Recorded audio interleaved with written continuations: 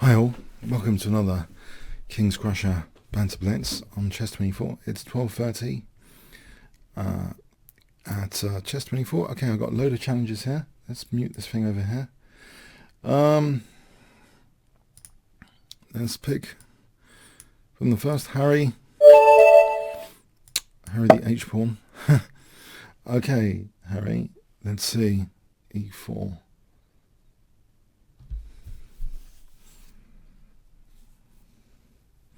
I started this session over 2,500 from last week, actually. That was a pretty good session last week, I thought. I mean, in terms of, well, I had fun. So is Harry ready? Okay, is Harry ready? Is he ready? Are you guys doing the tick box? Mini challenge, there's a tick box or something I heard. I should really try that myself to automatically start the game. Alright, should we give Harry a miss for a moment? I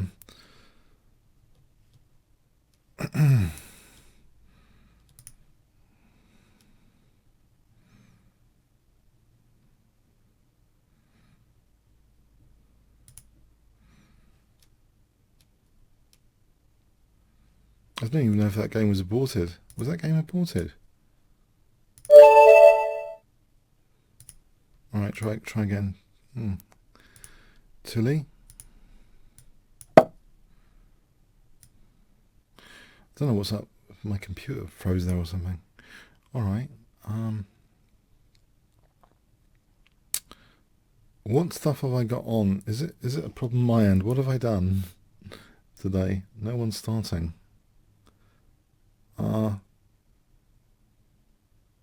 This game's been aborted. Okay. Good start today. What? Let me refresh this. Pardon me. I'm going to refresh this. I'm going to refresh. I think it's my end. I should have refreshed the page. Sorry. I can't seem to accept... I can't seem to accept any challenges today. I'm sorry. The accept button is disabled. I can't seem to... I can look at the... I can admire the list of challenges today. So thank you for the interesting crushing Kingscrusher today. It seems I can't accept a single challenge. Is it because I'm in a game? Is it because I'm in a game? Hang on. Wait, knight f6.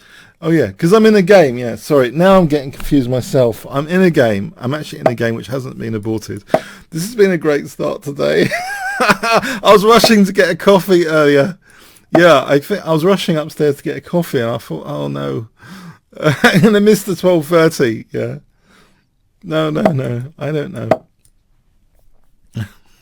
Sorry, I've just been thick. The reason, yeah, I think you're not allowed to start games in parallel, which is a good thing.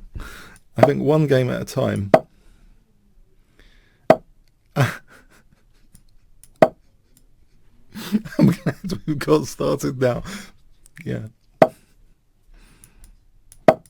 Try and get rid of this light square bishop, if I can.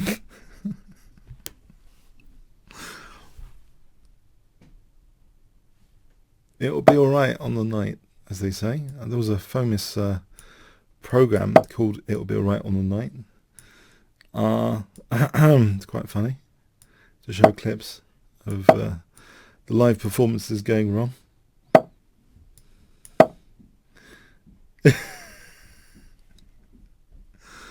It'll be alright on the night.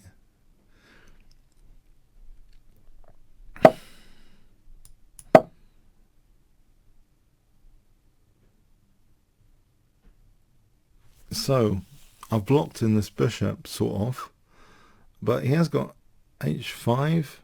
Is there like bishop e6?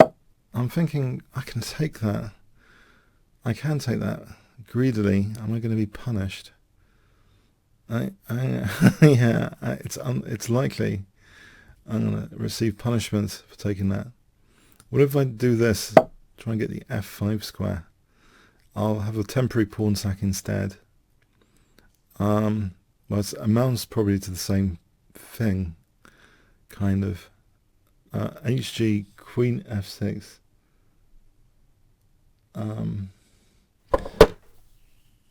Oh, there's knight takes e3 here, right?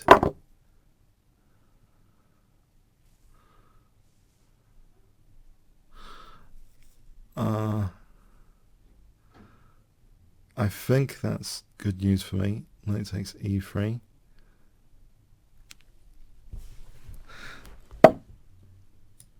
Can I protect this? So release the bishop for duty for bishop e6. I don't know if, like, yeah, taking their hits c6, that's the thing. So I want to sort of release the queen actually for duty. With bishop e6 releases the queen. So if I'm taking, then queen f6. That's about releasing pieces for duty here. Yeah, first the bishop, then the queen. Yeah, there's a bit of pressure. But I'm happy that this bishop's blocked in. I've got a potential pass pawn here, but it can be blockaded. I can try and maybe g5, try and lift some blockades. Although I'm providing h6. Alright, as I say, free the queen for duty though. Alright, so taking, would I be worried? Would I play g4? g4, knight, g1, the knight can reroute. Knight a5 to c4. What about b5? There's bishop e5. What about knight a5 then b5? Knight a5, I don't know, maybe queen a4 or queen a3. What do I want to do here? It looks as though I've actually dropped g5 as well. I've just noticed. Let's close that because I've just dropped it there. Yeah, let's try and pay attention. Try and pay attention. Okay. Actually, this is winning the knight. I've just noticed the knight's actually been have its own squares on the last move. That was a good time to notice my pawn was hanging, so inadvertently winning the knight there. Okay, can I play f4? Am I going to get squished with these two pawns?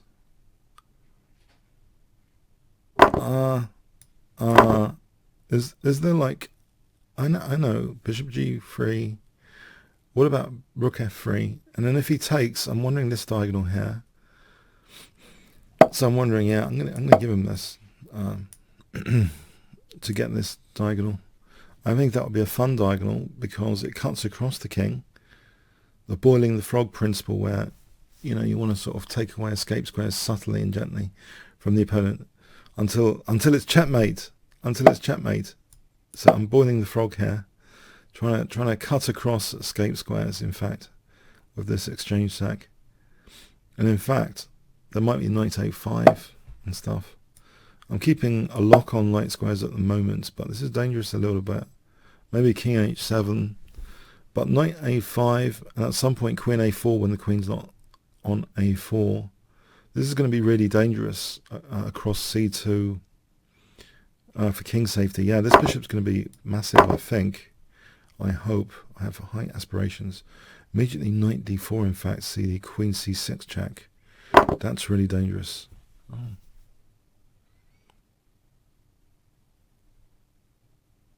I wanted to play knight b4. Can I safely take this in bishop g6? I wonder. There's rook f1 which stops at least rook f8. If I wanted to do my own thing, knight b4, and if takes check, I think I should probably take this and have trust here a bit that I'm not getting checkmated.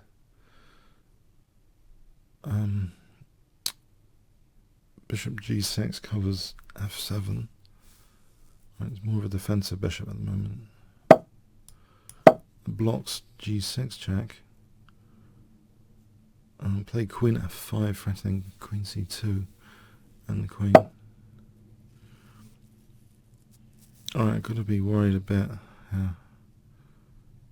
Can I do this? I'll drop d5.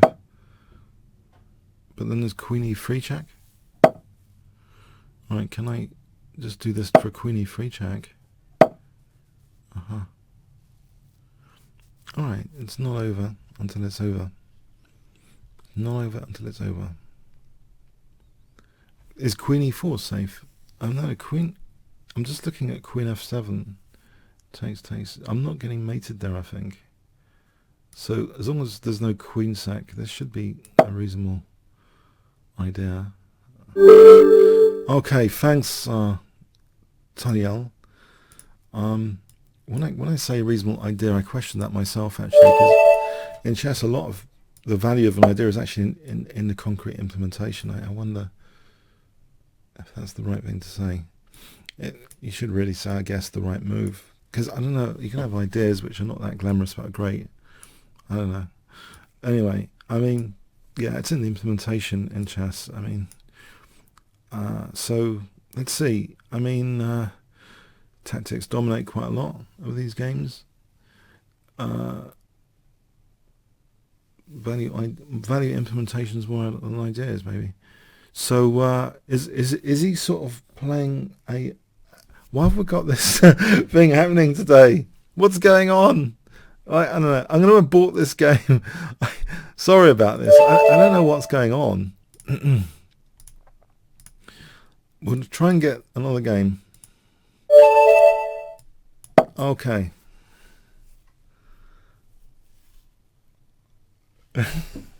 Coffee time. It'll be all right on the day. Okay, we've been discussing a bit this b6 before on the chat here at Chess24. Me and my opponent here. Okay. I'm going to try and close the bishop in. Now, if he wants to play bishop a6, I'm going to make him fight for bishop a6. I'll make him play a5. I was going to play queen e2. I'm still going to play queen e2. Let's make him fight for bishop a6 for a moment. If he wants to take on d2, I'm keeping that bishop locked in a bit. Locked in the cabinet there of the pawn chain without bishop a6. So it's a sort of French defense, right? I'll take b4. I hope I can take the b4 square away, because otherwise knight b4 with a vengeance, bishop moves, bishop a6 is a tactic I've used myself sometimes with black. Okay, now he's released the tension. So is he not worried about f4, f5? That's my first question. Why wouldn't he be worried about my kingside operations? Forget the queen side for a moment. Anytime I try and attack on the queen side, I'm well aware I could be giving up key squares like c4. My advantage is actually technically on this side of the board with the pawn. The thematic for me is f4, f5 and the f file.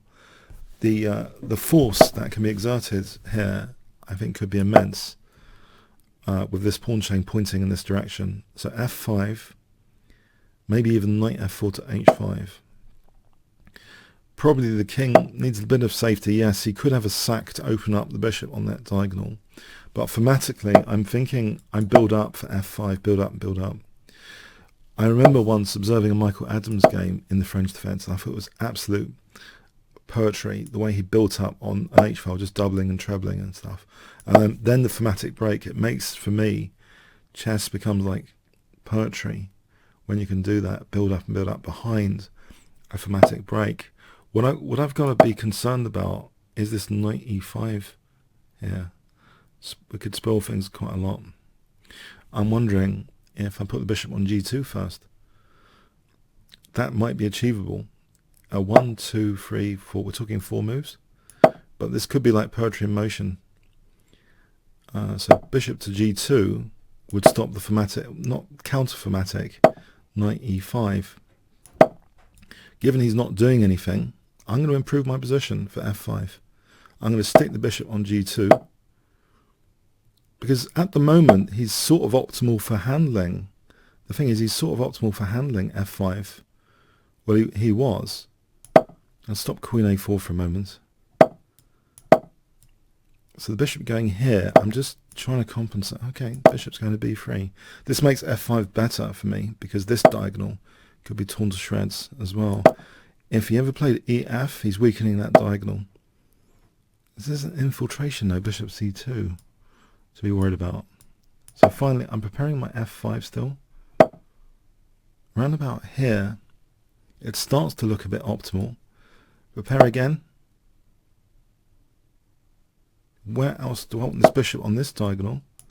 to try and leverage this diagonal and this diagonal on f5. This looks right now.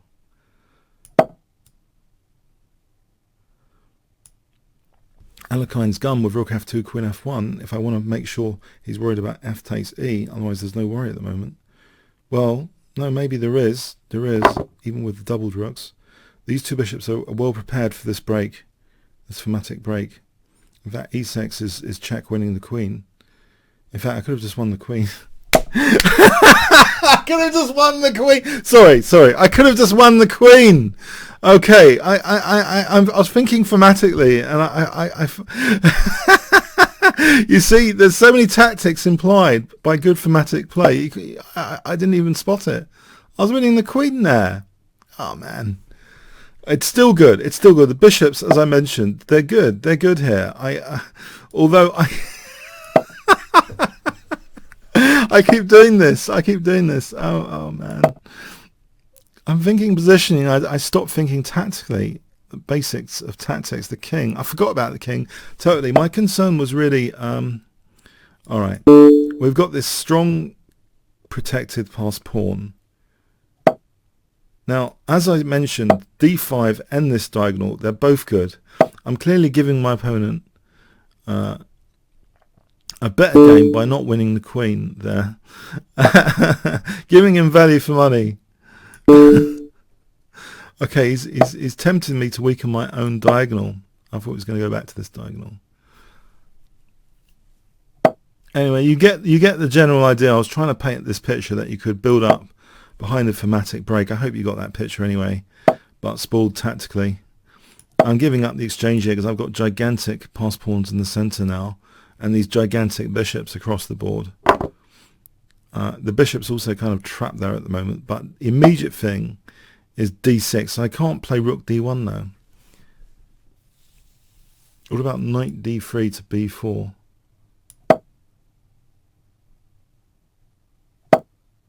Yeah. If he opens up the a file, I'm going to play rook a1 and rook a7. So I'm wondering, okay, he's still preventing my rook t1.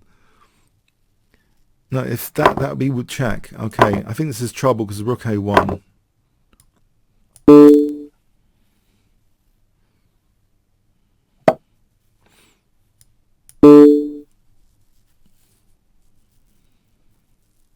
Let's finish off nicely here with queen a8, at least. All right, yeah. Oh man. Okay, so anyway, yeah. Okay, let's have another game then. Phenomen.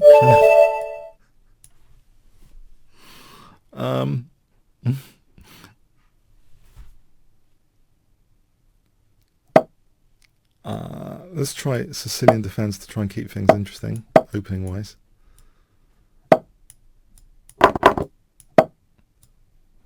Knight off.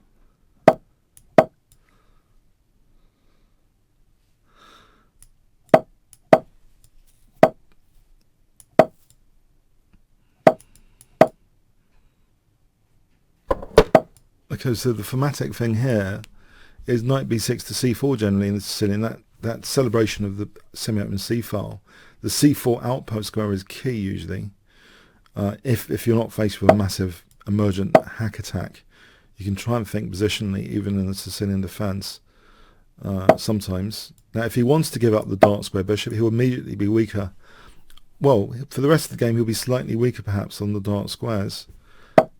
So let's see. I'll try and make him weaker on the light squares. I could have also maybe just taken on e4 just then. That was a weakness of the last move. I can still forcibly try and just win e4 here. Can I just play knight takes e4?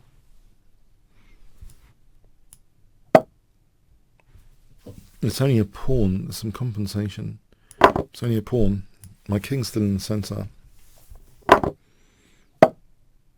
Can I... Okay, if I drop back for a moment. I wonder if d5 bishop c5. d5 bishop c5. I think I want a castle, but actually d5 stops queen g3. Let's do that for a moment.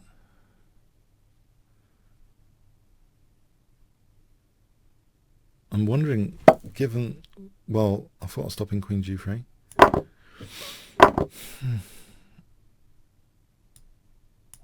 Okay, now here, I'm wondering bishop f6, or maybe play for e5.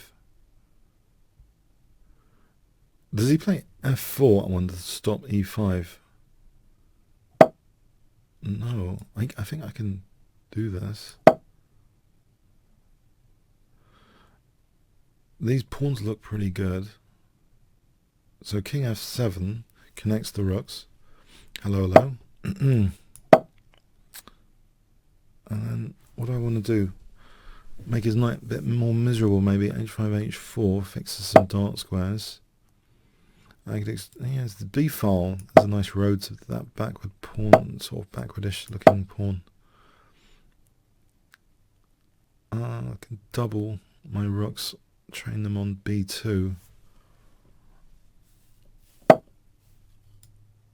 And there's also bishop e3 when the knight's not protecting b1. This is an easy target in this position. There's bishop a3. Mind you, there's rook a1 on a6. It's not all wonderful. Yeah, there's rook a1. What can I do on rook a1?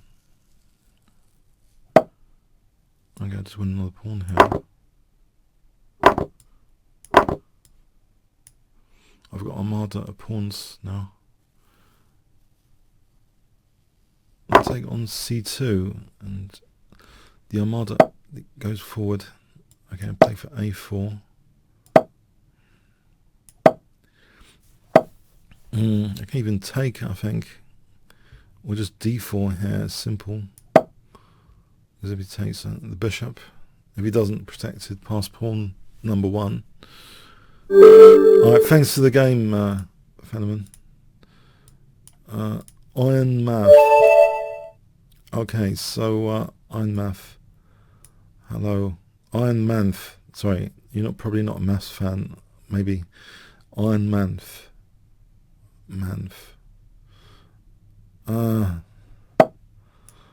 Let's play this From's Gambit.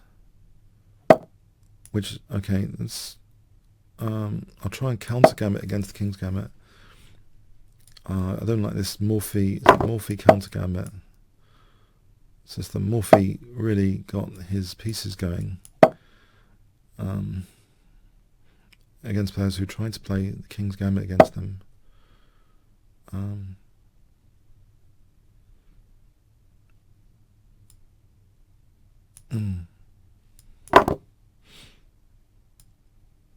I think I've seen this before. Knight f6 and bishop b4.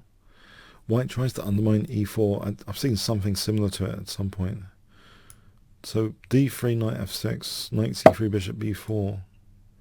Alright, I'll kick that knight now. I'll just unpin then. I thought d3 just then. Well, the knight's hanging. Okay. d4 might be weak.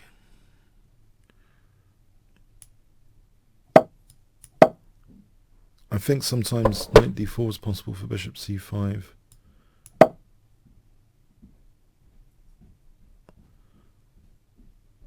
I wonder just castle the knight d4. Or can I just play it immediately? Maybe.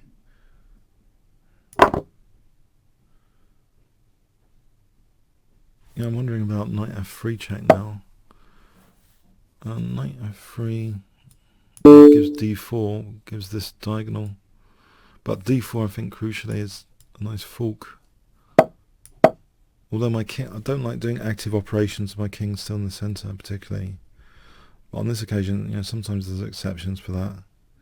Usually you want to put yourself beyond defeat before going on to active operations in the art of war, like fundamental principles of art of war. And I think, you know, when you castle, you're kind of doing that principle. Then you try and mobilise your pieces. Then you try and do something super active. But here, yeah, it's a bit of a, you know, potentially these are backfires, these sort of checks with the king still in the centre on anything you do. But here it seems okay. queen d5, as long as I'm not getting mated on e8, that would be a backfire. Knight takes. Bishop takes. It seems safe enough to play queen d5. I'll be holding the knight.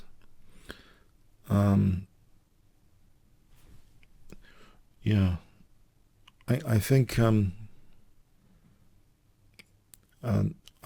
knight takes, just bishop takes.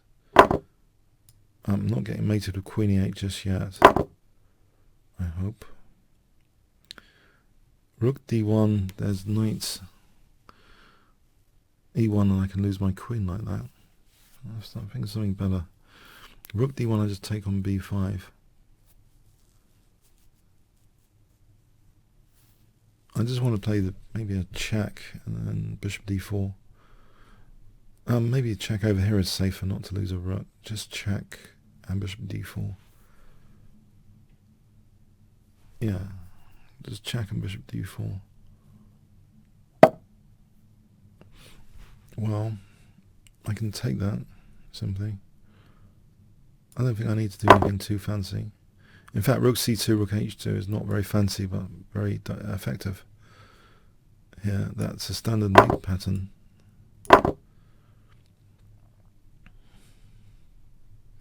So rook h2.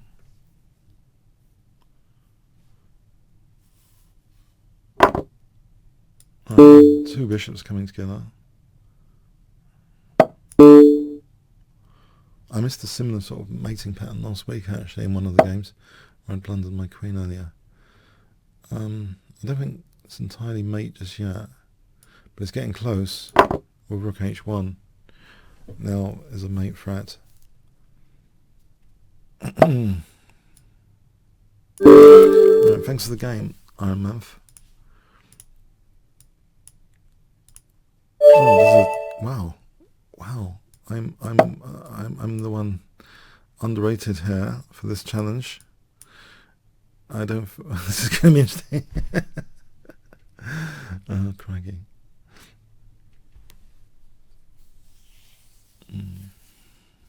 Is he ready? Yeah. Try and play a solid opening anyway.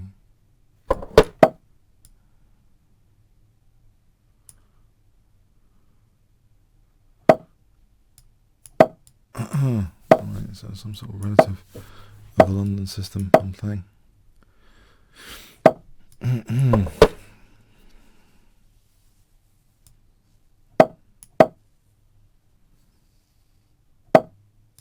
Let's drop the bishop back to g3 maybe.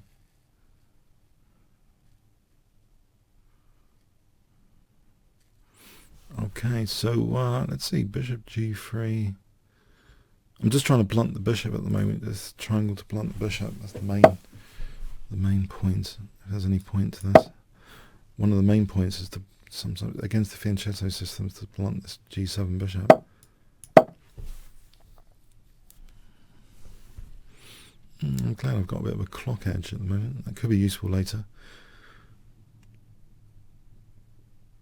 What I want to do over here, queen b3, a5, a6. Would a5, a6 do anything, I wonder? Let's try and, maybe I'm going to try and tempt. He's not really going to play c4. I'm wondering, like, a5, a6, does that actually do anything?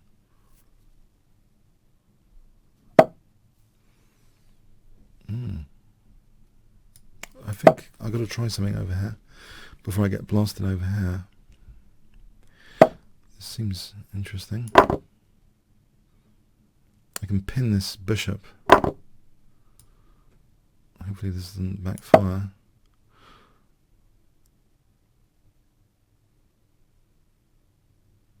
And he's got e4, he's just going to crush me on the king side.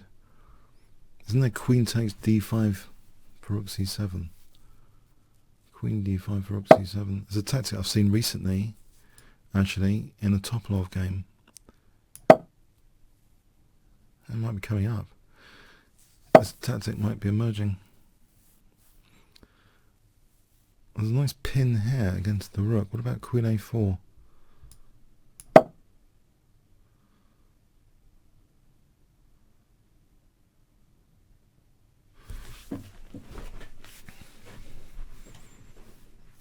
There's a top level game I covered at Gibraltar. It was a nice d5 collapse.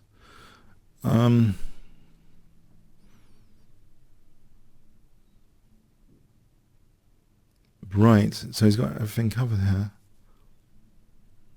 I could play takes and bishop c6. Does that do anything? Win d5. And then what? I don't know. What about just bishop a6 for a moment? Do I end up losing on the queen side? He's squished my bishop. If I just taken the knight e5?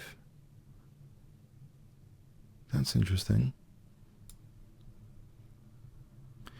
What about just getting the queens off? Hold on. There's too many interesting things. I think one priority is not to get too short on time here. There's a lot of interesting things to explore. If it was like a long game, I'm sure I'd explore the exchange sec for a lot more time. Or bishop d7 and knight e5. But here, I think I've got to play a lot by instinct here. Yeah, the more dynamic stuff does take time to look at and evaluate, not just calculate, evaluate the final positions. So with this queen exchange, I suppose I'm just trying to celebrate my a file. In the meantime, I could get squished. The thing is, anytime he plays e4, he releases the tension on my triangle. So although it looks maybe good in one regard to do that, I'm not sure it's entirely fantastic in another regard. But he's going for it. I don't think I can go over here. I'm hoping I don't tactically just lose immediately with f takes. If I can play knight c2, the triangle seems intact, the a file seems okay. The triangle against the bishop, that is.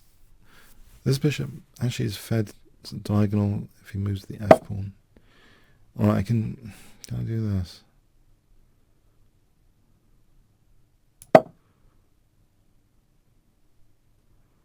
Actually, I can even take here. The knight's protecting the rook.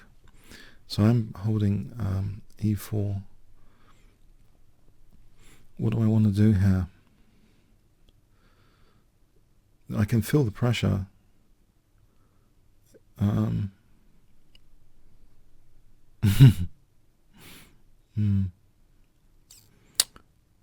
b4.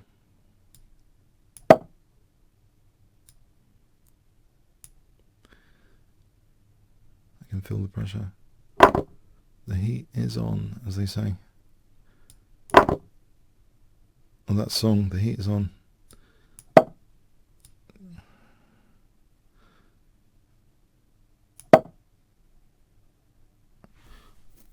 I'm going passive here. I don't like going passive, particularly.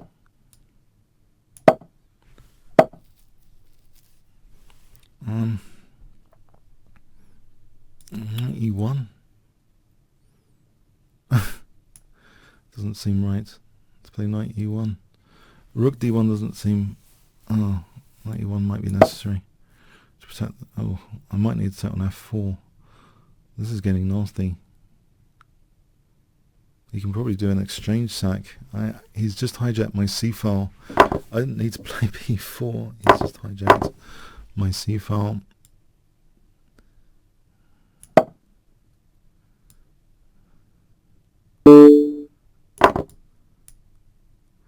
Take with the king.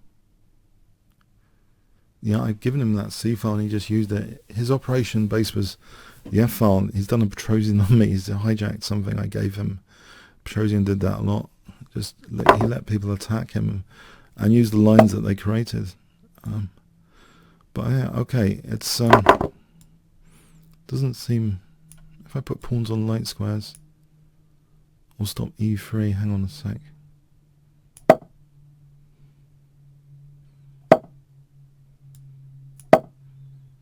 I mean, this pawn on the light square. Can I risk that? Knight E3. Rook to c-file. I'm not sure his exchange sack was justified.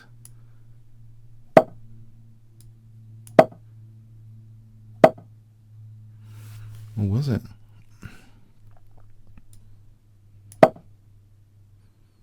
And pin with rook c6. Ooh.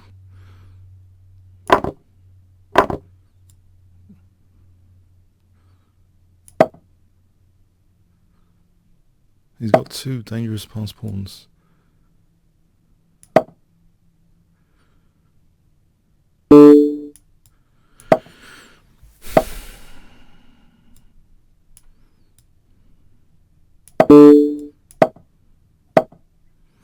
I have to sack against these pawns, I think. If I get a chance.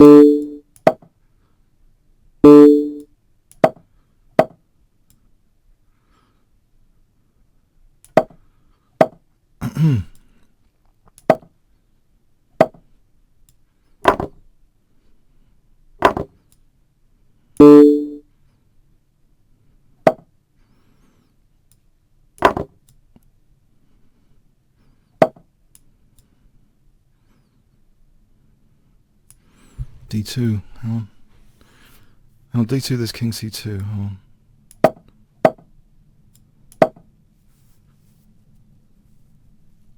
Well, I was lucky there. I was facing facing an onslaught. Oh no. The tortoise was attacked. I was the tortoise there. He was attacking my tortoise shell. I don't like that. Oh. I need some recovery time. I know I've played these games in sequence. I actually need, like, okay, some green tea after that game. Calm the nerves. Green tea.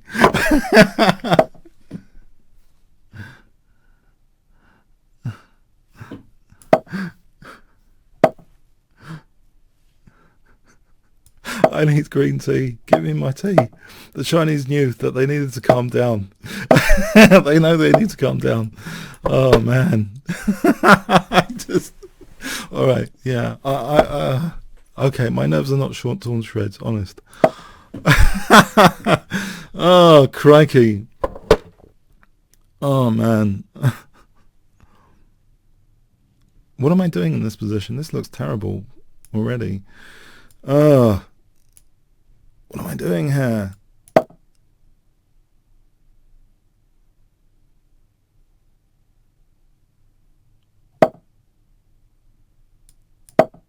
Alright, I can defend this for a moment with a3, right?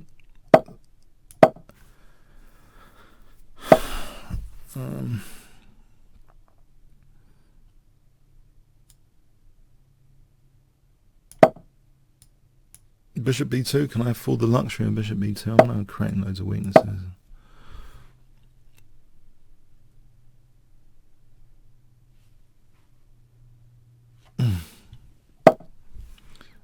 Okay, can I don't know, too many weaknesses over here.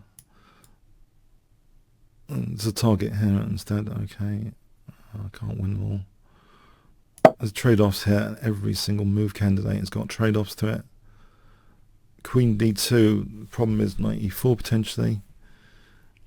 Queen here, I mean there might be a problem on c3 coming up with bishop a3. Bishop a3 immediately. What about knight a4? I might need to sack a pawn after b5. What about knight, the c2 one drops. He's not threatening that, he's threatening rook c3. No, he's not threatening anything.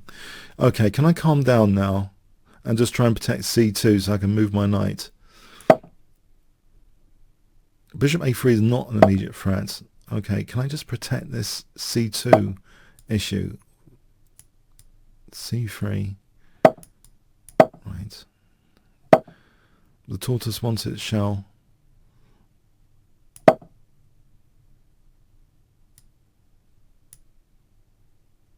And put a knight to c5, knight here, here, to blunt that c-file. Knight e1, c2.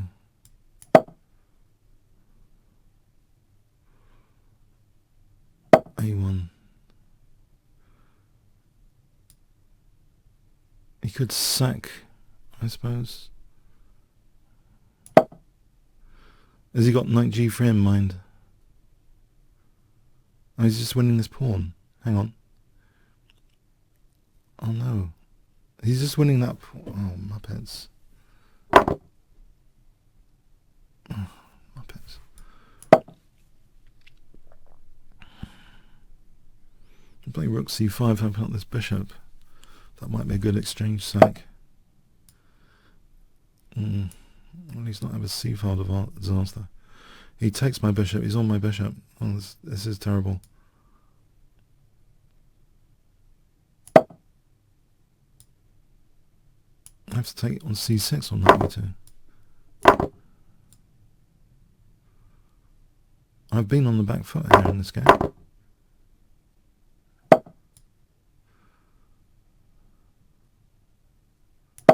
I've just blundered the rook now. Okay, I've been on the back foot. He could have taken the rook. Yeah. Crikey.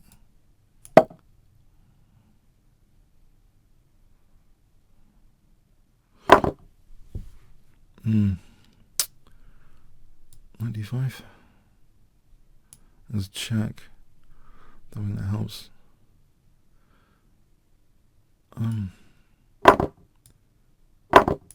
A4.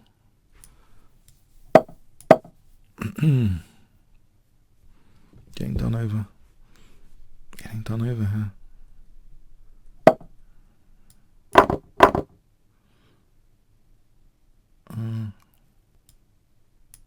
Try and create a pass pawn.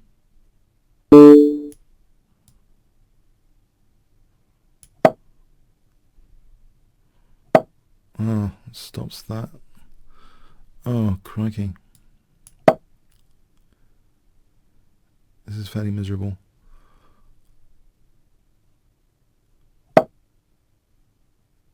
Yeah, f7. Oh, I could have taken on h5. That was maybe something to have done. I'll go for h5.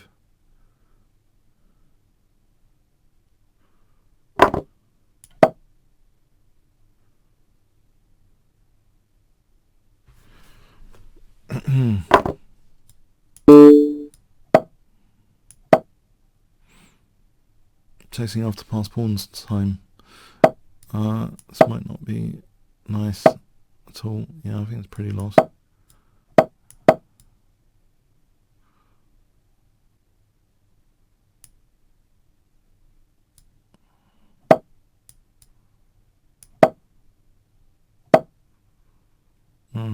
Yeah, it's pretty bleak. Don't really have any cheapos or anything. So it's end of game here. I'm being killed. Thanks to the game. Alright. Where's the resign button? Oh, crikey. Is there a resign? Yeah, it's over here. Alright, thanks to the game. Oof. Killed my rating. Everything. Thanks. Alright, on to another mighty challenge straight after. We're going to play King's Engine. It was fun last time on the 5-minute last week. We're going to play King's Engine. No, Nimzo. I'm going to try this.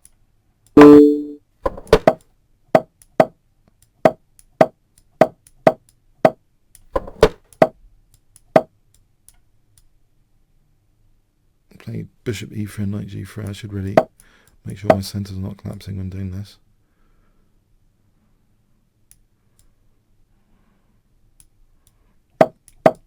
So Queen D2. Okay, let's pretend this for a moment. There's Knight B3. There's Bishop G5. Hold on. So he wins A4. It's a kind of gambit. I'm going to try and get a massive kingside attack. The C4 is like treating it like a gambit. It's going to let it drop. I just want to play on the king side.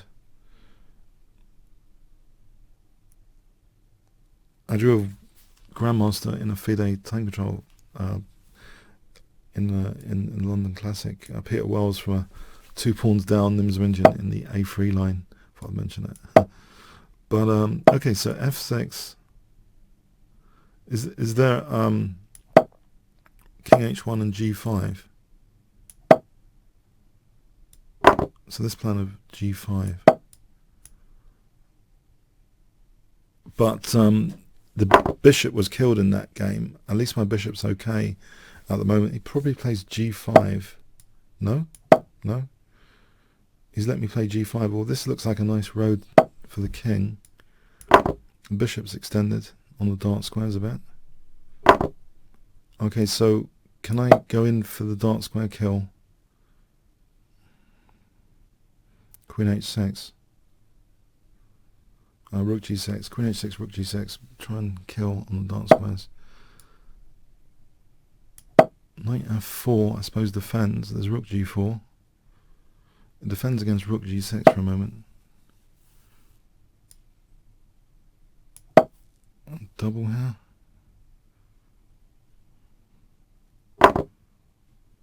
Well, it's looking a bit dangerous.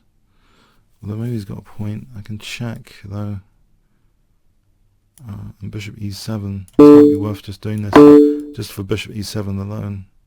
Because if I can win d6, then e5 is dropping potentially, or not. No, I didn't see that one. Have I just messed up?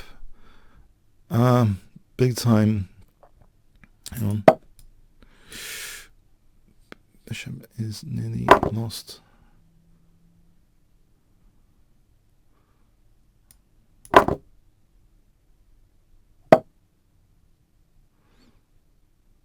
Oh no.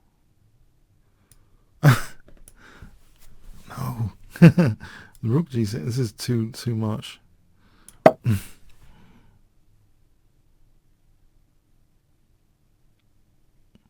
So hold on to this bishop.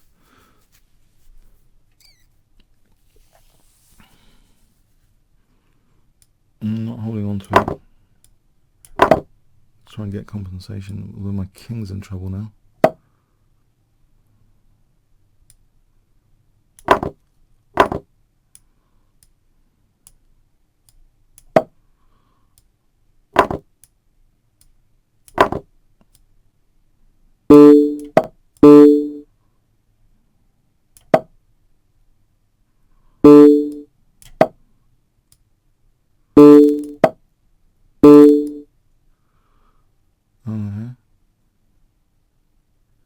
Oh.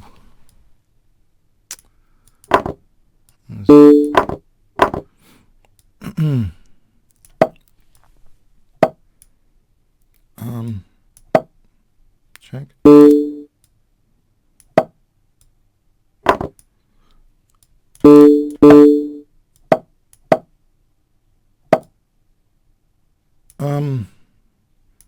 Yes, it's a rook down. it's actually a rook down. I'm getting mated. Okay.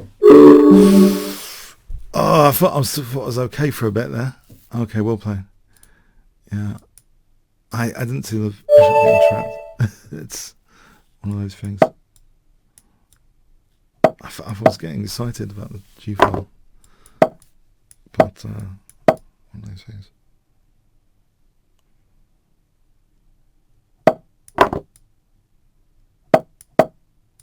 Exciting game anyway. Thanks. So okay.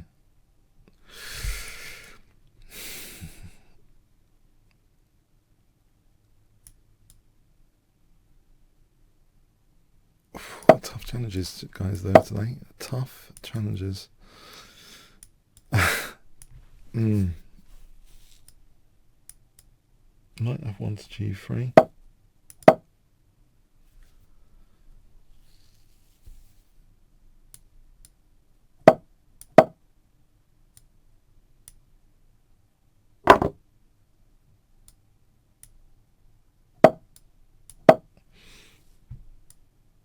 Is that f4 any good? And play I don't know, f4 is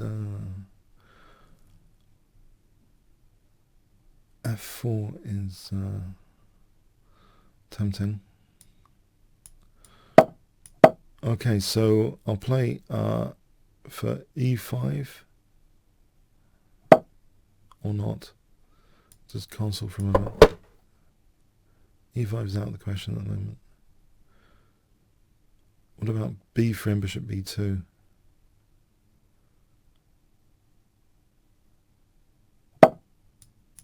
Okay, I'll risk this.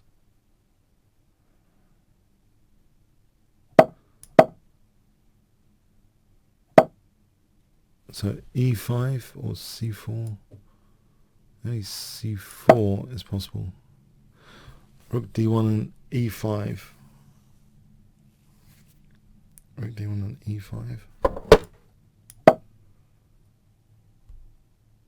I'm just wondering about this loose bishop on b2. Tactically, might need. It's a cause for concern. Okay. Queen h3, knight g4 plan would be dangerous.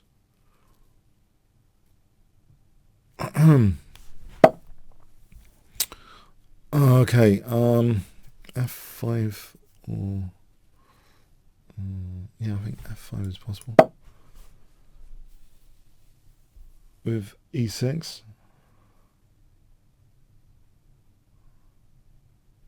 E6. And if he takes, I could try and break this little pawn chain here. E6 and FG. So E6 takes FG. No, hang on. What am I going on about? No, I've got to be careful about losing the bishop.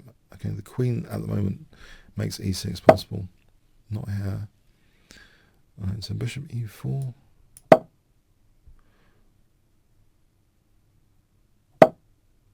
Alright, ED is possible. Probably a good idea to get rid of this defensive bishop.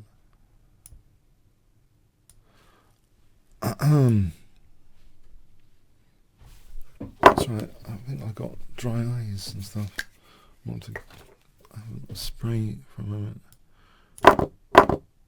Soon. Leave the X missed out for a moment. F6 or FG or bishop G2.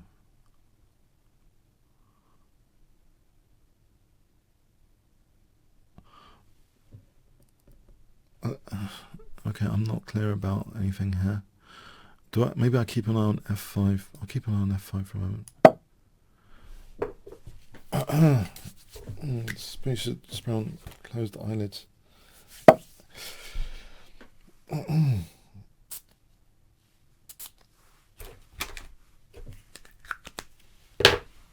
Okay.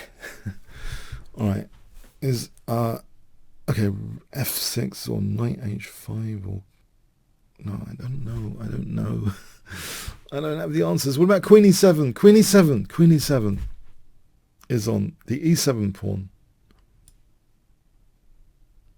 Is there anything wrong with that? Let's see. Easy. No, that's it. Queen E7. I was just wondering about what the F pawn was actually doing, but yeah, given E7 is hanging. Was that on the last move? A weakness of the last move? He just played a weakness of the last move, right? So that E7 is hanging. Okay. Turn the volume up. Let's see the recording devices. Sorry.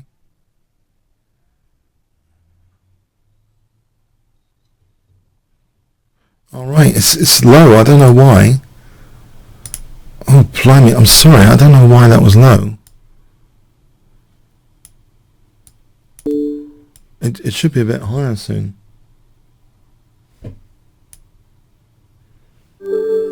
Sorry, is the volume a bit higher? Thanks for the game. Oh, another tough challenge.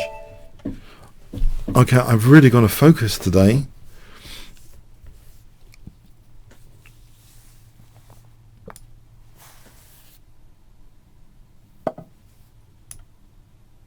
I'll try Tango. I'm hoping Knight F3 isn't played.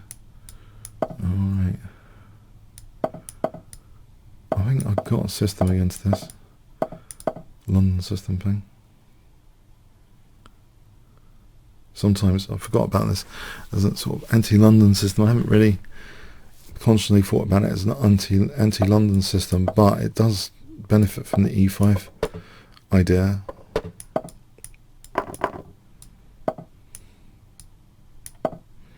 It's committing some pawns.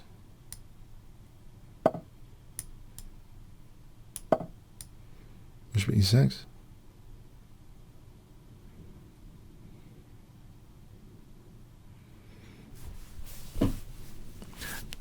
It's usually, I usually think about that variation in the play this. No, you can just take.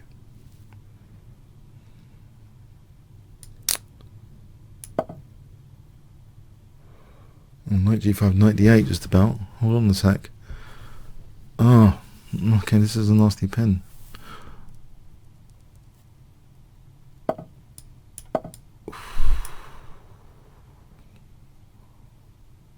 Do I get to unravel with h6 or not?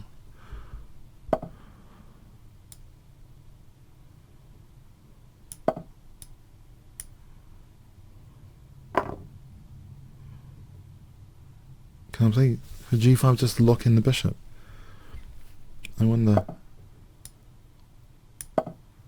He's not going to take, is he? Alright. Unpin the knight to protect e5.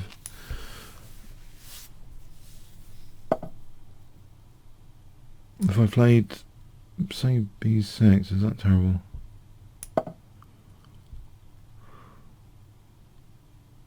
Awkward question, queen b4. Over the queen side.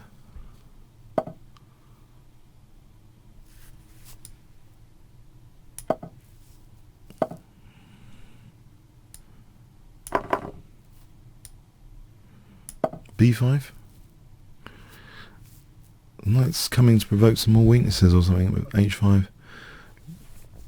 What about h5, h4 though? Knight g4, h4 traps the bishop. Up to knight h2. Hang on, I think I can play this.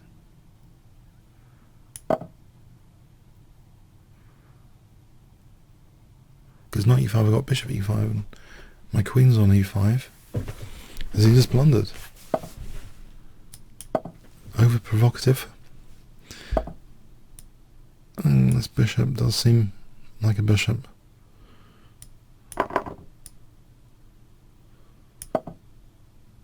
Rook c6, try and cover f6. Probably need to unpin, yeah, queen e6 also would help the cause.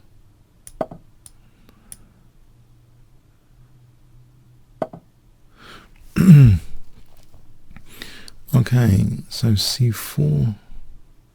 I think d3 is vaguely interesting. Knight f6, I'll take 2 rooks for the queen. Alright, okay, what about try and get some bits off. Knight d8. Try and get some bits off. I don't want to leave a pawn on f5. Okay, can I distract her for a moment with a pawn sack?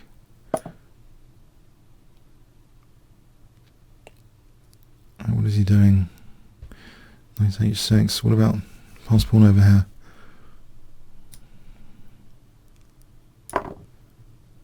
I've always got rook h6 for a moment.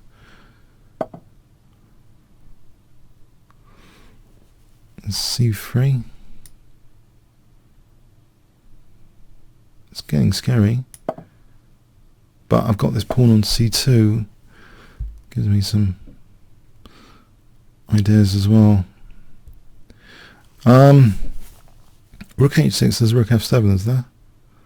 Oh, maybe I had rook h6 before. Can I just protect? No.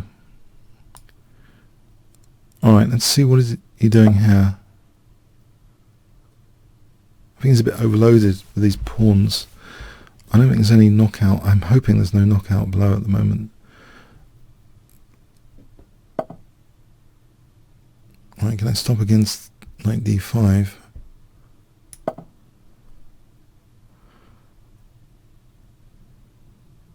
At least rook d2. Hang on, knight c2, rook d2.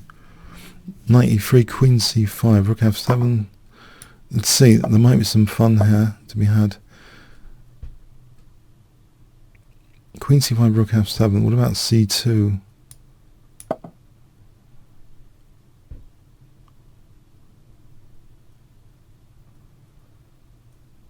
What am I trying to do? You could take and then check and then c1. It's got rook f7. I've got queen takes f1 there, potentially. Alright, I'm going to try that.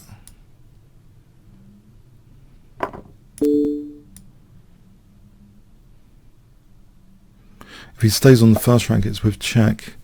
Rook f7 there. I can still take on to simplify, I hope.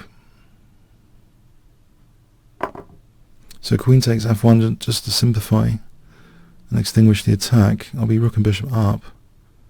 Unless rook g7 does anything.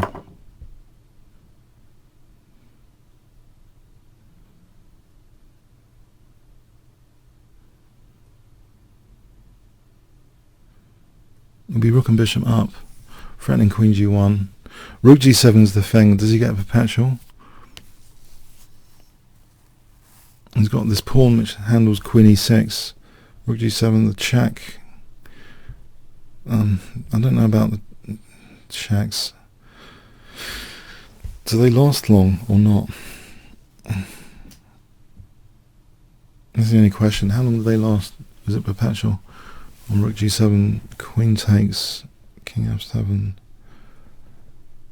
I can't see it.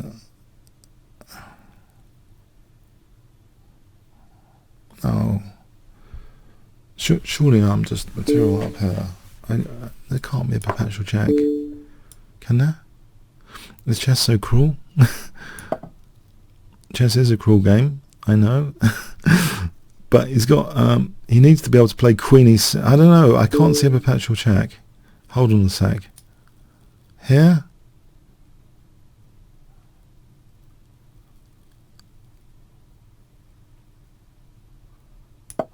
I'm going to try and run away.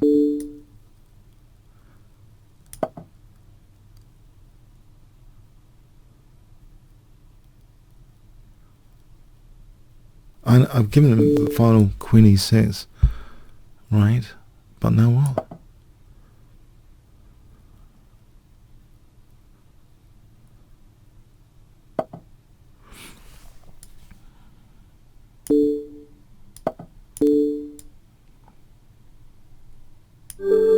Yeah, that's scary for me, that game. Thanks to the game. Well played. You set a load of scary stuff up for me to be worried about all the time. Basically. Which is good. Okay.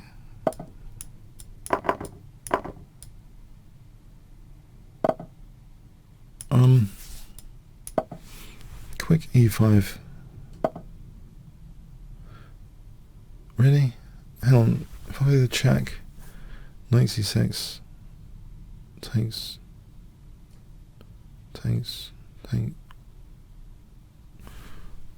I don't know.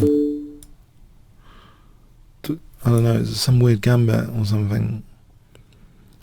If I take,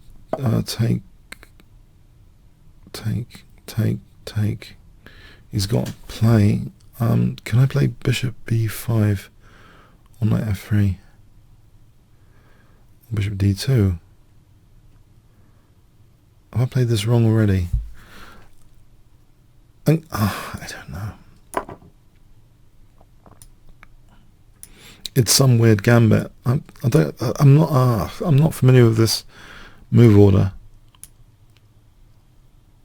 The thing is, has he got enough for the pawn? Do I take this pawn or do I play the check? Wait a second. I can play the check to help my development, then take the pawn.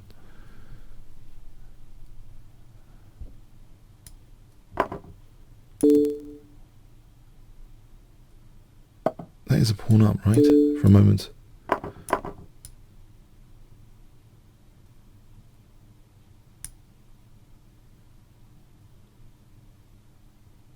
So knight f3, bishop d2, castle queenside.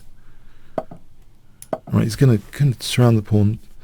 The dark square bishop might be okay if I play bishop d2, castle queenside, or just castle kingside. I wonder, bishop d2 and castle kingside. Oh,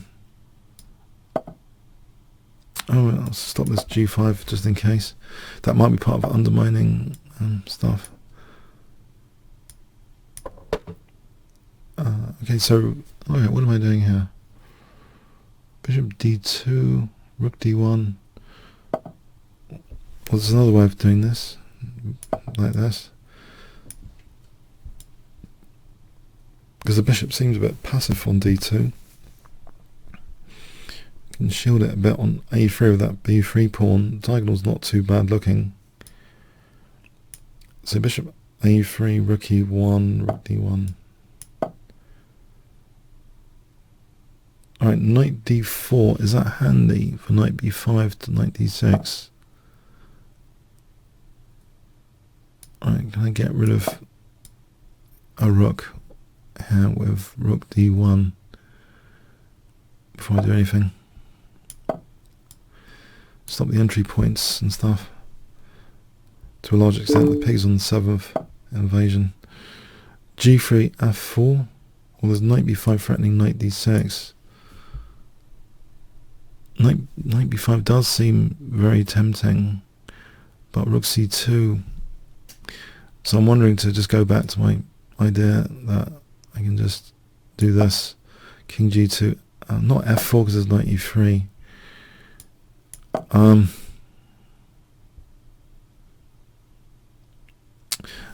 But I have got this pawn majority. I'm wondering rook d2, then f4. Okay. Let's take the bishop. We'll take this off. Just simplify this. Just simplify.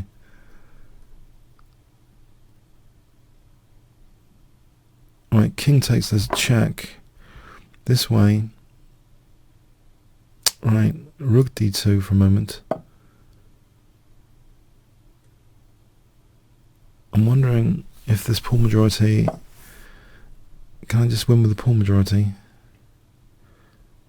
Or just exchange off rooks here? The knight ending might be better than the rook ending. In fact, if I do this to exchange off rooks,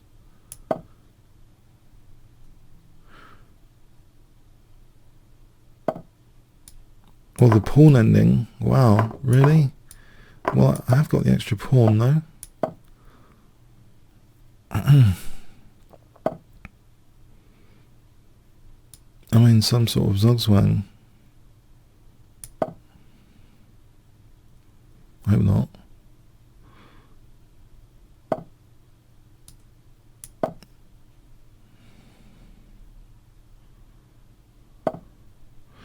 Oh, he's quick.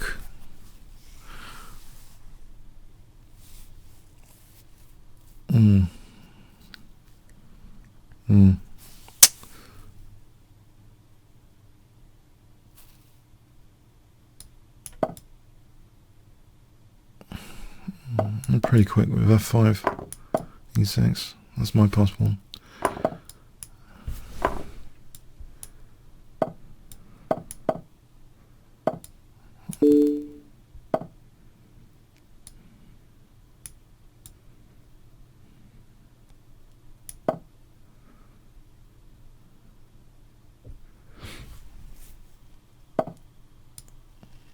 He's got, as long as he's got the G pawn, it's not stalemate.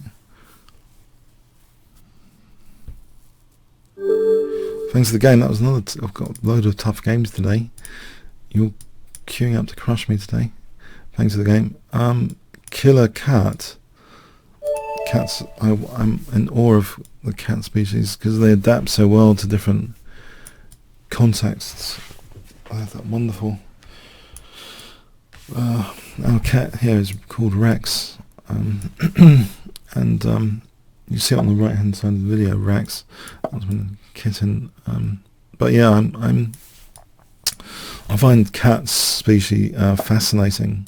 There was a program on it basically about how they can adapt so well. But yeah. Okay. So all right. Anyway, totally irrelevant. Apart from the nickname, I thought, well, Alright, Killercat. Actually, there was a fascinating program how cats can sort of survive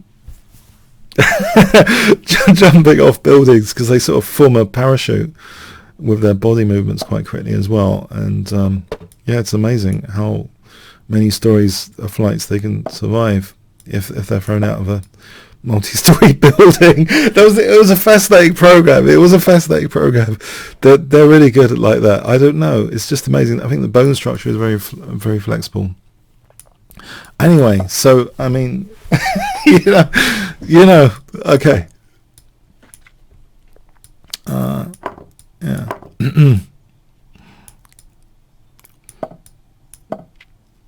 But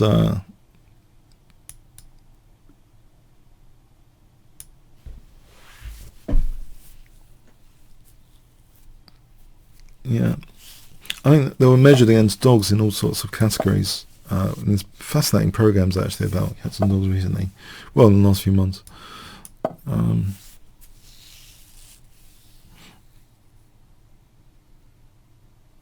There's actually a cat in the spires which is causing a spectacle. It's like every day it's at the spires. I couldn't believe it. I wish I'd captured it on YouTube. This same cat in Barnet Spires actually uses frequently the zebra crossing and actually waits at the zebra crossing and crosses the road. I need to capture that. It's such a funny cat in Barnet resident. Yeah.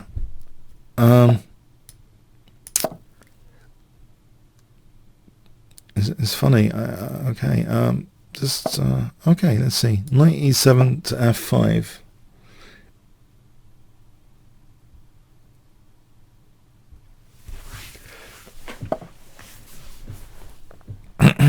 Actually, I used to have a book called, was it 101 Uses of a Dead Cat or something? It wasn't. It was amusing. Okay.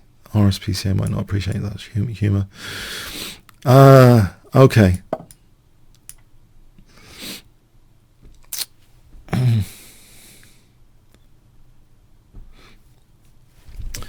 So anyway, back to the chess. Okay, drifting off. What's going on here then? F5, F4.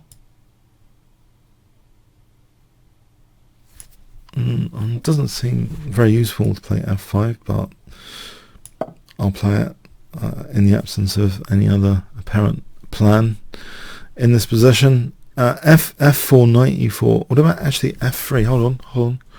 I've got a plan. Takes knight e5. That looks dangerous to fracture the pawn structure here.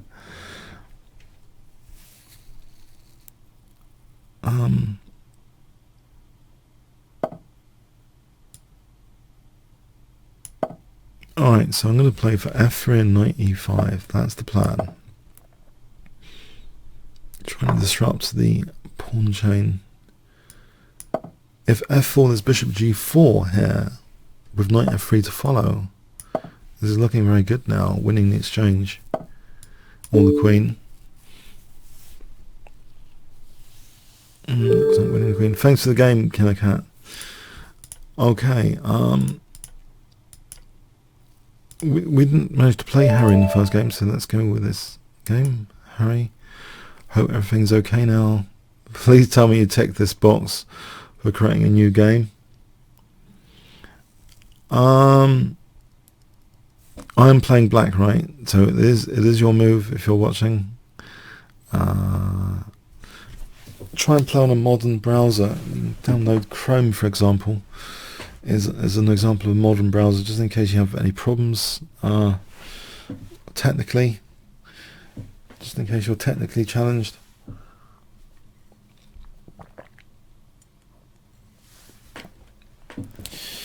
I've been meaning to do a new playlist of cats playing chess, but I don't know how to do it. I don't know how I can actually get my cat to play chess. I suppose I could do a pretend video of playing out a master game. Maybe the Morphe opera game, keep it short, with the cat playing Morphe so it can be like near the board. I could change the board position. I don't know how long it will take. It'd be quite fun to do. Cats playing chess. Maybe. Because cats are actually really big on YouTube. Anyway, let's get off the subject. Sorry, let's get off the subject. I'm aborting. I'm aborting here, right? No, let's try and talk about the chess. Go back to the chess. Let's go back to the queue. Okay. I don't want a 4-minute, 2-second game. This is going to last forever. Hang on. Am I allowed to even take increment games? Hey, can you get rid of the increment? Sorry, I think this is bad for the queue. Can you get rid of the increment, please? I think I'm not sure about increment games. We've got a tight schedule here. I've only got 13 minutes left officially, but I like to play longer. But with increment game, they can last for ages and ages. Yeah. So if you could take out the increment, it'd be appreciated. Like 3-minute or 5-minute without increment, just from the queue perspective. I do play increment a lot in over the board recently. I'm just thinking from the queue perspective. I had an endless game the other day. I mean, I did. Yeah, they're more difficult to schedule. That's what I'm saying. The increment games. The extreme. I played in Gibraltar ones. They had 2-minute increments. Games started at around 3, and sometimes ended after midnight, if we were lucky. But that was okay, sort of, because it provided. There were monitors all around the Killercat hotel. You could watch the game still in progress after midnight. No, it was something ridiculous, like a 2-minute. Was it 2-minute or even more? Might have even been more than 2-minute. It was ridiculous. It was like a cross between over-the-board chess and correspondence chess. Yeah.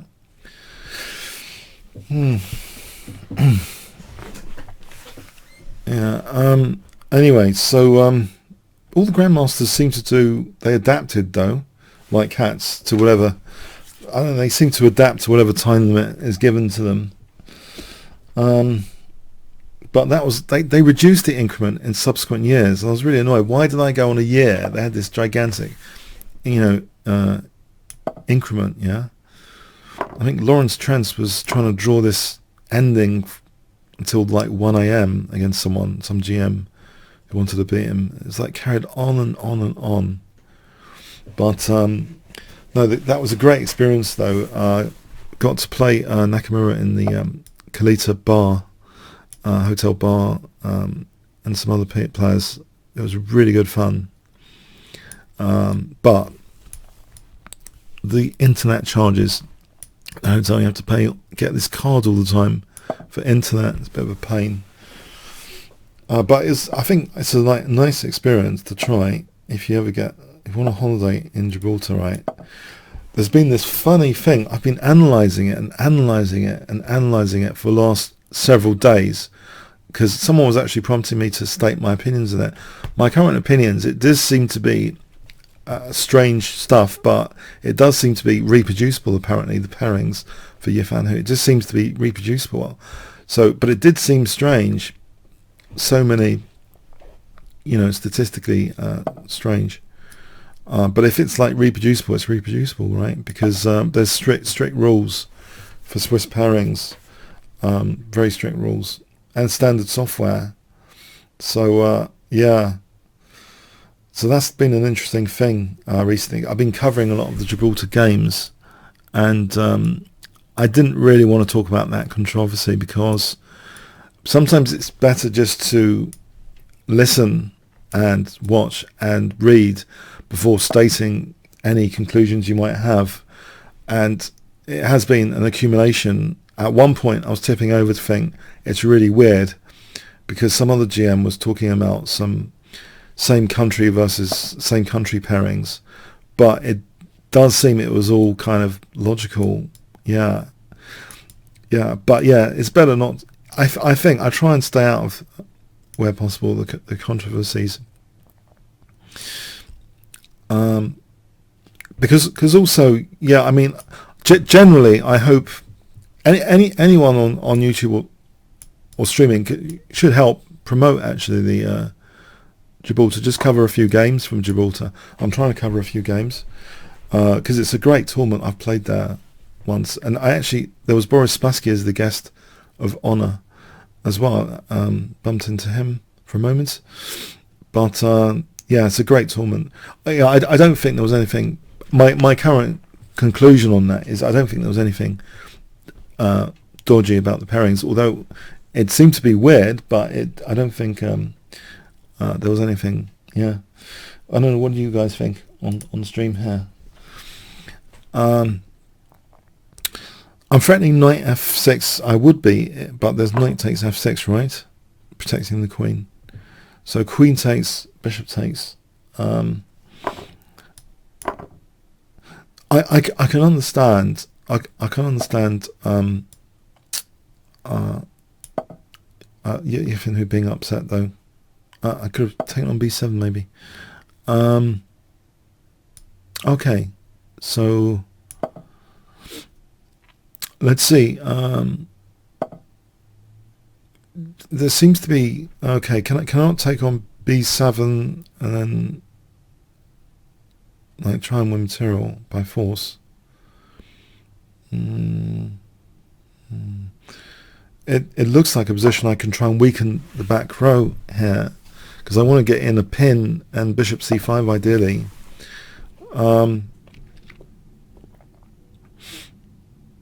So I can arrange that with bishop c6, because if takes, check, bishop f8, bishop c5 arranges that. Just got to be concerned about my own back row, but for the moment I'm not getting back row mated. So I wonder about this sequence where I try and get this pin on at f8. Alright, can I like take and then alright, that's a good one, isn't it? Alright. I'll take then and try and keep my pieces on light squares away from the bishop.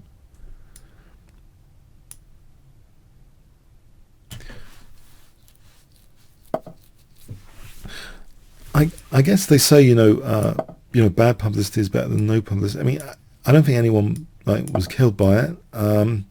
And it's sort of, maybe it raises the profile of the tournament, for future editions. It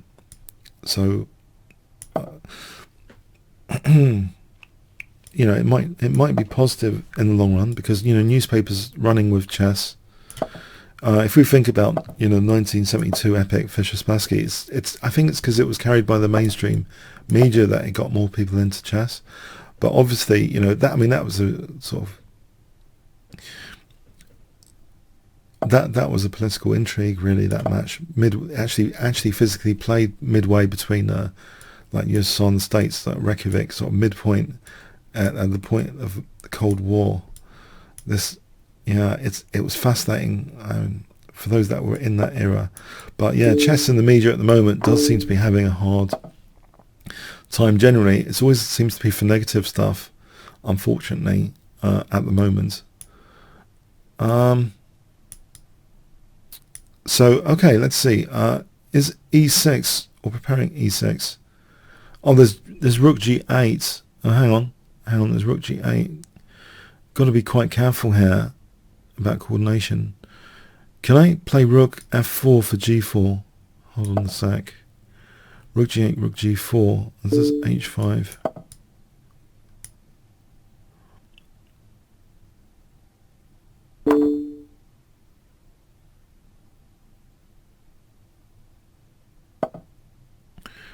Okay, if I played rook h1, there's like rook h4, or rook f1, rook e4, rook f4.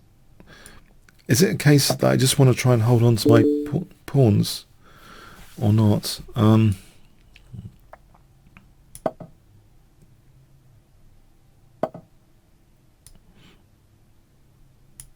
Probably do want to hold on to my pawns, ideally.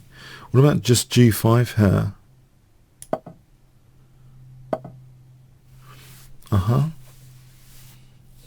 And rook d1.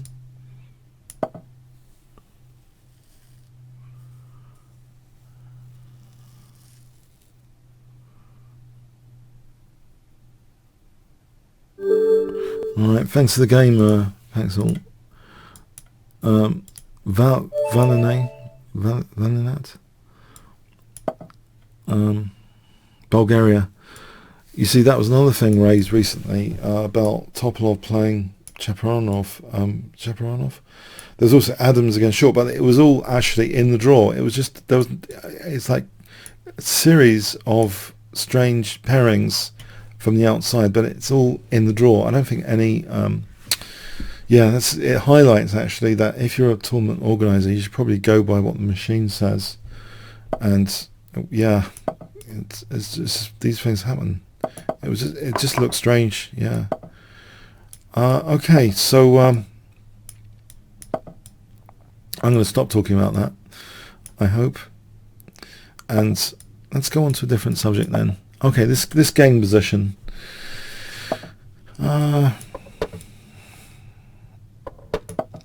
Alright, so Queen D2, Rook D1, F4, Bishop F3, that sort of plan.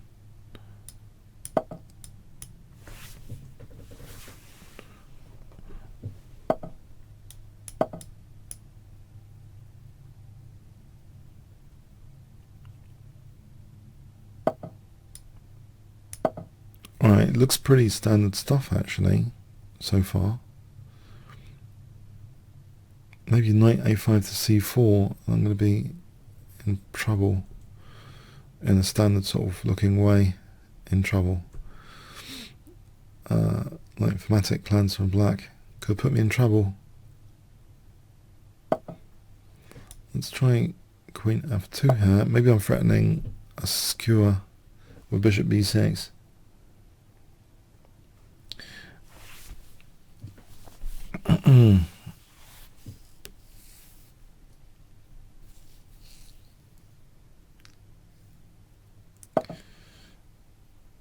Alright, so if I play this, I'm threatening Bishop b6, right? I'm not doing too much else in the position. Of course, I could go on the rampage over here with g4, g5. The bishops are covering a few squares. I don't think I'll get slaughtered immediately. Although the centre's collapsing potentially. Okay, I'll try and win the exchange here first. Try and clamp down on d5 second. And then I'll go on the rampage third. g4, g5. Shall I?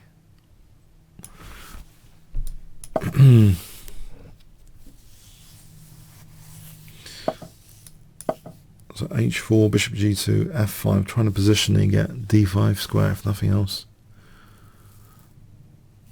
h4, bishop g2, f5. Basically it's all about the d5 square there.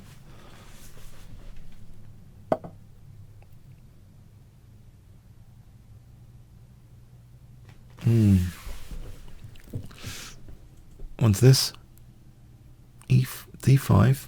Can I play e5 for a moment or not? Is there bishop c5? No, I got c5 covered. I don't really want to win that pawn because then queen c6 at the end of that. Can I just try and keep a lock on things for a moment?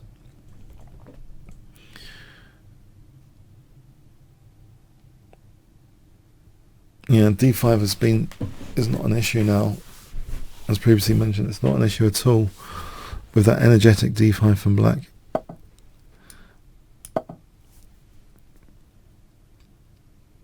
Just want to keep a lock on things, maybe rook d2, rook d1. Rook d2, rook d1. As long as there's no bishop c5 or knight c5 to e4, at the moment it's covered. Oh, knight c4 is happening. Alright, let's play for f5. Can I sneak in f5 at any point? What about around here? This f file is another thing, of course. If queen e5, actually I've got the b6 knight. If queen, I've just noticed that now. Queen e5, there's queen b6. Right here, I just think it's dangerous, that f file, surely.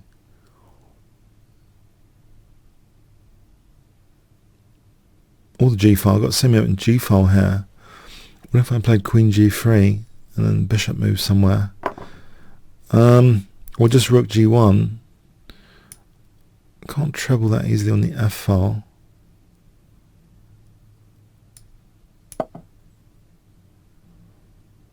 Fascinating. It seems in many ways my opponent's playing very well. Rook h6 threatened and rook e6. Can I use this opportunity to double here, if nothing else as well? Also, I don't know, bishop h3, there's always d4 check. Might take on e6 for a moment, just to weaken that d5. In fact, rook d6 would be interesting, potentially. Idea of rook d6.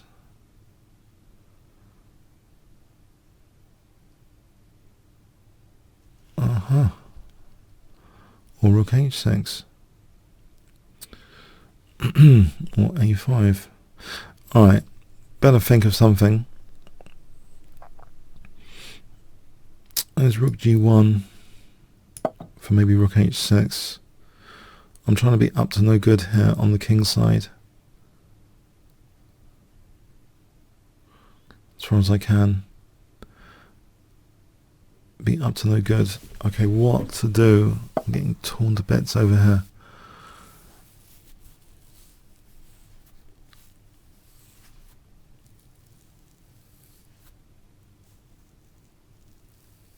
I'm tempted for rook h6, and then bishop d5, threatening queen g8. There's knight d5, knight d5. There's knight f6 there, threatening queen g8 again. Example, queen moves knight f6. It's got bishop c6 pinning. Hang on. Oh, let's do it. Let's just do it.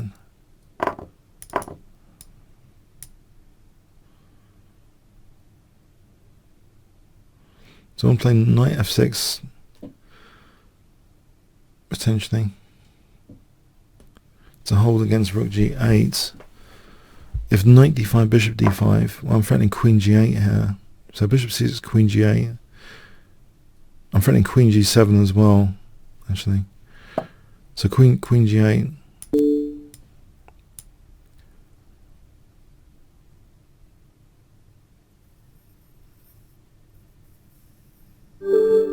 Thanks for the game. Pretty exciting there. Okay, Moby. Did Moby just go? Did we just accept that? What the heck? Oh no, did I just accidentally decline that? What the heck is this? What? Now, I had this before earlier in the session. I seem to be in a game. I think the reason why, if I refresh, am I in a game? Yes, I am in a game. It didn't load up. Okay. Hi, Moby. At least I'm trying to work out the reasons for things.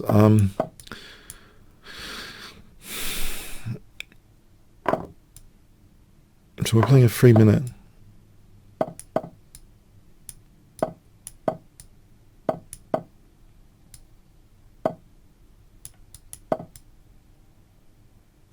Alright, so if I castle and bishop e3 to f2, what does this give me? Sort of nearly nothing, right?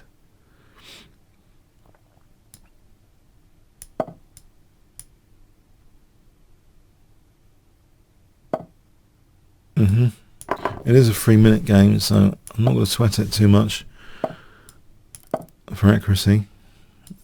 Try reasonable accuracy, not mega accuracy. Not too long to spend on each move.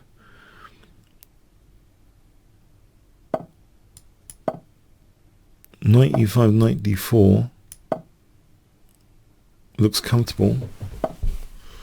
Try and target this knight at least, so it can reroute to c5. Get my king off this sensitive diagonal. Interesting. Knight d7, b4 drop c4. Oh, a5 here pushes the knight to the back row. In which case b4 c5 looks thematic almost if it wasn't for knight c4 again.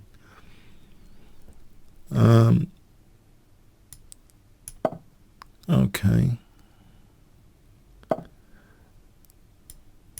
This looks alright. Leave a c5 like this.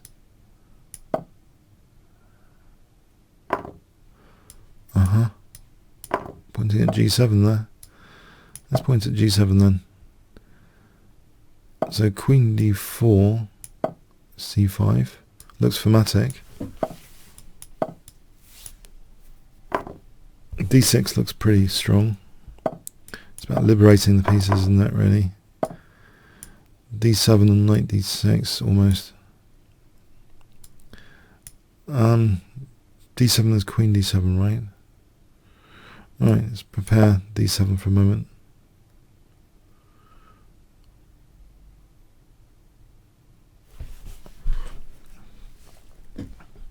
Looking at forcing moves, there's quite a few forcing moves to think about. Like this one, instead of moving the queen. There's no knight d6 though, the knight's parrying knight d6. I'm wondering about queen b4 soon. Nope, that's ruled out. Queen b6? Nope, that's ruled out. d8. Hang on, d8.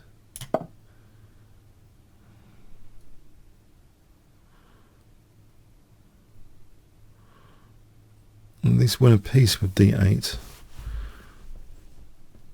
Surely on taking, I take with check and take on d4.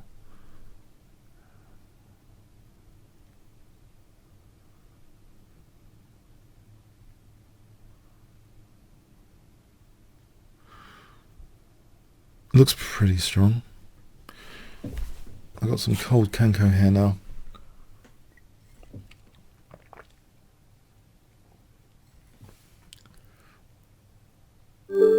Oh, thanks for the game, Moby.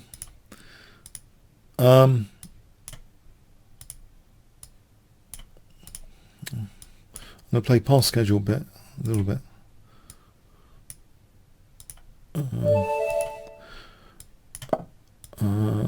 Okay, so thank you all for all your interest in crushing me today. There seems to be a massive challenger list even now. Okay.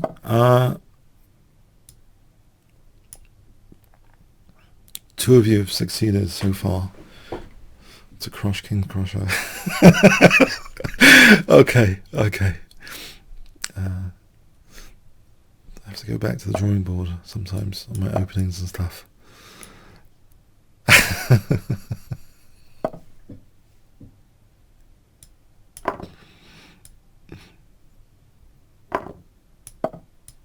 I'm trying to take in a lot of ideas recently. I'm doing these mini 5-minute game videos on the Kingscrusher channel. I'm taking a lot of ideas from Gibraltar.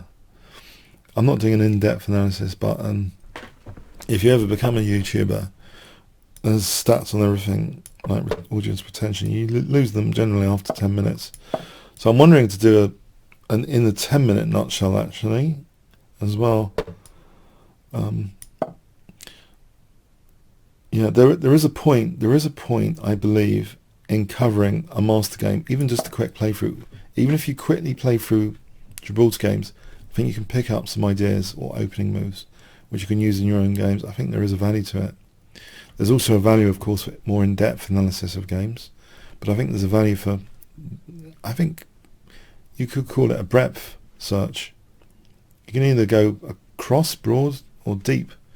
So if you, like, you know, there's some games which are about 30 moves or less. You can definitely pick up some ways of, some ideas, some tactics. Knight c6 here, right? Hits the queen. So if it takes, I'm playing this with check. Am I not winning a piece here? For example, there was an Adams game with this sort of thing, this sort of line, with knight c6. I think there were at least 2 games I looked at with a knight c6 tactic. So yeah, I think this week, yeah, I've been doing less on the puzzles, but more on just checking the Gibraltar, and there's a massive amount of games with quick blunders and stuff,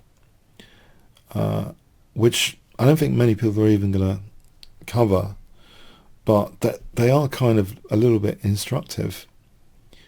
I think the most vivid at the moment are is one of Toplob's quick wins, where he just exposes a weakness on the diagonal with I don't want to spoil it for you, but I think I pick up a few tactical ideas.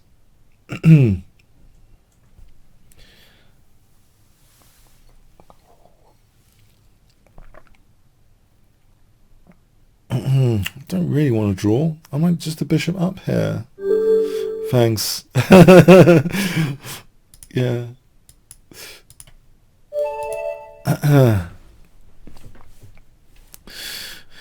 Okay. I think different kind of I'm actually in the process of I'm thinking I had this realization, actually, top secret realization about the 5-minute master game videos, that actually I think I want to create an orchestra of videos. I want to create an orchestra where you have like master game videos, puzzle videos, commentary videos, but each type of video actually can do something, I think, for either my chess or the viewer's chess. There's something to be gained. I think when you do puzzles gives you an emphasis on forcing moves and king safety and tactical liabilities, and I think it does sharpen the tactical intuition for what are vulnerabilities you can use then to prioritize like forcing moves and stuff. But yeah, skimming through master games gives a different perspective on the game, especially I think in an open tournament. I'm not talking about the Super GM closed tournaments. I mean the open tournaments where they really have to win. I think they're fascinating, some of the encounters. So I think I had a lot more fun with Gibraltar games than Tatar Steel so far. But personally, I don't know about you guys. I don't know if anyone's following either. I mean, but yeah, there's a lot of fun games.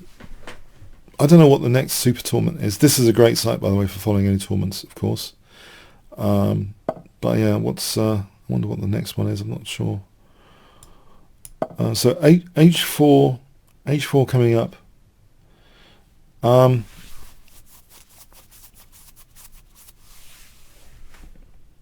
probably weakening myself here a bit too much. So let's see, knight d7. Yes, I'm getting a bit concerned by this. No, that looks pretty thematic to me to do what he's doing.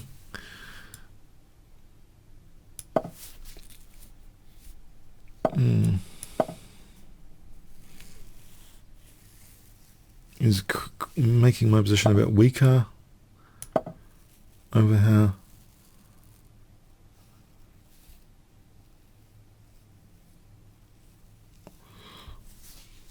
Yeah, it's pretty solid play from White. Pretty solid. I can't fault it at the moment.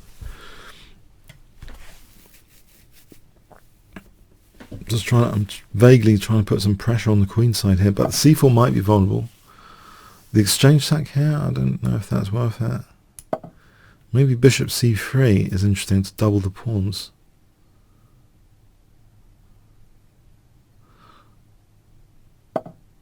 I think bishop c3. I'm weakening my king further. That's the big problem. Let's keep some tension going for a moment without weakening my squares too much voluntarily. Oh, a6 dropping here. Ooh, a6. Whoa! I just dropped a6. Weakness of the last move. Just dropped a6. Wasn't picked up on. Okay. Maybe I should just carry on then. I don't know what I'm doing now. He's not going full charge ahead in the center. He's not taking on a6 even. What about knight b6? b3. What do I do?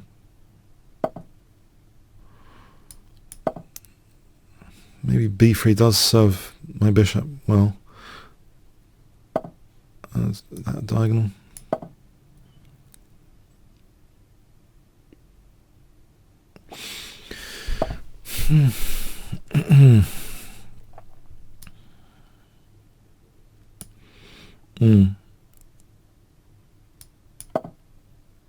This is a game of tension at the moment. What about, okay, e6, trying to, his king's there now, so I'm wondering about this bishop and the king with e6 in mind. Around about here.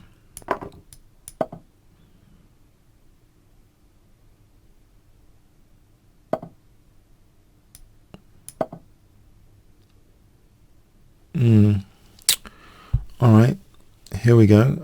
e5 might be a bit more vulnerable. My king's getting a bit more vulnerable. Rook b6. I don't know. This is a difficult game. Okay, I've got to protect f7. Can I play knight e5 here? I'm hoping I can do that. Oh, there's d6 to try and win. There is rook f7. They could try and slaughter me with rook f7. f5 to try and blunt things around here. Or what about rook d6, trying to get the queens off? f5 first. There's queen h6. I think I want to... Yeah, maybe I'll try this. I think rook f7, rook e7.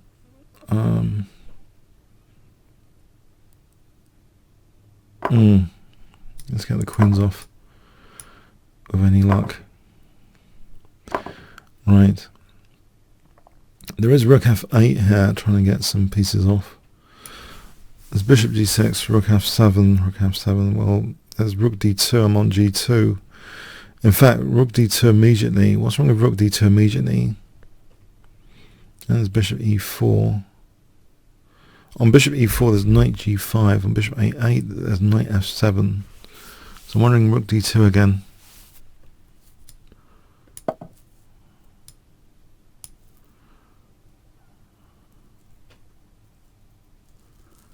Bishop e4, knight g5, bishop a8, knight f7.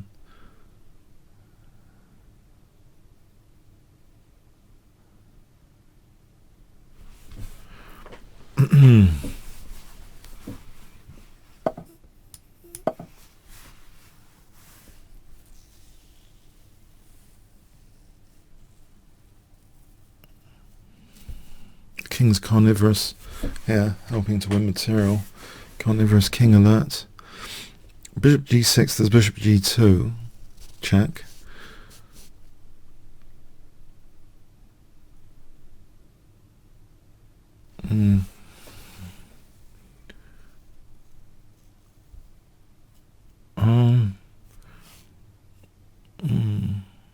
Attacking pieces have a downside. They're tactical vulnerabilities in their own right.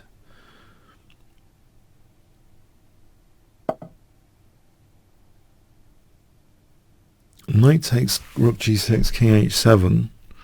Looks good. Can't see what's wrong with this position. Right, thanks for the game. MGTOW. Play English opening. A lot of players are going to the English opening in Gibraltar. Adams, Nakamura. You know, you think sometimes there were E4 players in the past. Maybe it's the advent of all the databases that they just want a... They don't want a deeply theoretically sharp game. But there's a lot of territory to cover as well, which is more positional in nature in the English opening territory. This Botvinnik system, so f4, g4, knight g3, general expansion plan on the king side. f4, g4, knight g3, g5, knight moves, f5. The thing is about this plan, it's also positional, because it's also about the d5 square. If I can puncture the d5 square, that would be cool later as well. b5 is out of the question with knight a7, isn't it? Oh blimey, what's going on here?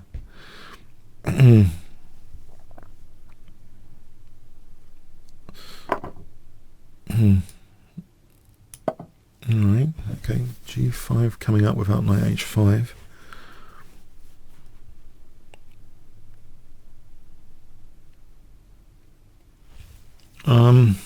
Yeah, it looks pretty promising.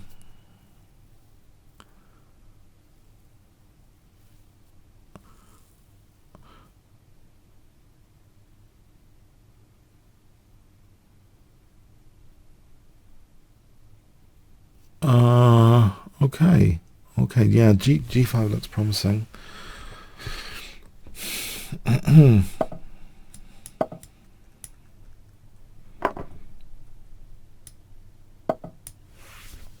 General sort of expansion. On the e5 takes knight e4. Is that doing anything? I'm trying to win the exchange as well, or damage the pawn structure a bit. Okay, d4. Oh, I just lost the exchange there. Hang on, let's try and stay awake in this game. I'm playing rook f6 for a form pawn. That looks like very dangerous. Form pawn, Morozevich style. I want to cover a Morozevich game and Lewis Masters with a form pawn soon. Form pawn on f6. It's pretty dangerous, I think. Is he really leaving that? Because queen d2 is the terminal, isn't it?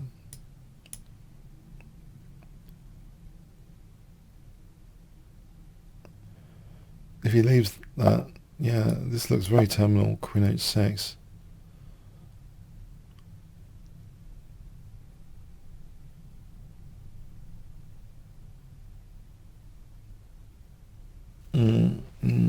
I wouldn't have thought this can be. Okay, rook e8. Let's start calculating. Queen h6, bishop f8. Right, given that's the case on rook e8, I don't know about queen b6 though.